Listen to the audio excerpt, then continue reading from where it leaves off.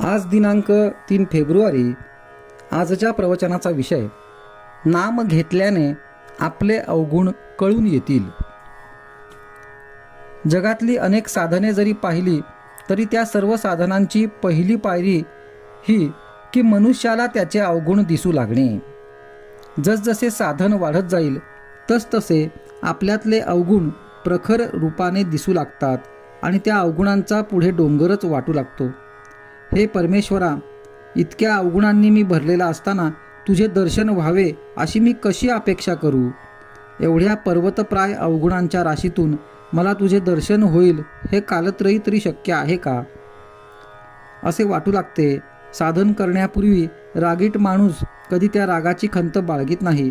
किंबहुना तो अवगुण आहे हे मुळी त्याला पटतच नाही. तो म्हणतो, व्यवहारात असा दरारा पाहिजेच, त्याशिवाय कसे चालेल? एक साधक मला म्हणाला की अलीकडे मला फार राग येऊ लागला आहे. वास्तविक तो राग आताच येऊ लागला असे नसून पूर्वीपासूनच त्याच्याजवळ होता, परंतु साधन करू लागल्यापासून त्याला जाणीव होऊ लागली आहे किंवा क्रोध वाईट हे आता त्याला कळू लागले आहे इतकेच. एक लग्नाचा मुलगा होता. त्याने बऱ्याच मुली पाहिल्या, पण एकही त्याच्या मनास येईना. त्याचे आई वडील कंटाळून त्याला म्हणाले, तुला मुलगी पसंत पडू दे, मग आम्ही पुढचे काय ते ठरवू.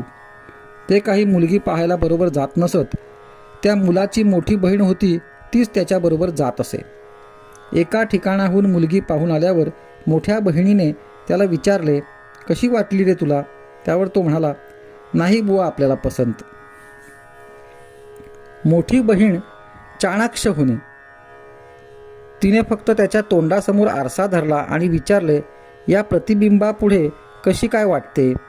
तेव्हा स्वतःचे आणि मुलीचे रूप त्याच्या ध्यानी आले आणि तो म्हणाला, पुष्कळ बरी आहे. सारांश: जिथपर्यंत आपल्याला स्वतःचे खरे दर्शन होऊ शकत नाही तिथपर्यंत दुसऱ्यांचेच अवगुण आपल्याला दिसतात. आपल्याला दुसऱ्याचे जे काही अवगुण दिसतात त्यांचे बीज आपल्यातच आहे हे माणसाने ठाम ओळखले पाहिजे. तेव्हा दुसऱ्याचे अवगुण पाहण्याची वृत्ती आपण प्रथम टाकून दिली पाहिजे. दुसऱ्याचे अवगुण पाहणे हा साधा नेहमीचा व्यवहार आहे, तो परमार्थ नव्हे. खरा परमार्थी जो असतो तो सतत आत्मपरीक्षा करीत असतो. त्याला दुसऱ्याचे अवगुण दिसतच नाहीत. त्याला आपल्याच अवगुणांचे इतके दर्शन होते की त्या मानाने इतर सर्वजण त्याला परमेश्वर रूपच भासतात आणि हाच खरा परमार्थ. आजचा सुविचार: आत्मपरीक्षा करून स्वतःमधील अवगुणांच्या बीजाचे उच्चाटन करणे हे एक मोठे साधन आहे आणि हे साधण्यास नामस्मरणासारखे दुसरे साधन नाही.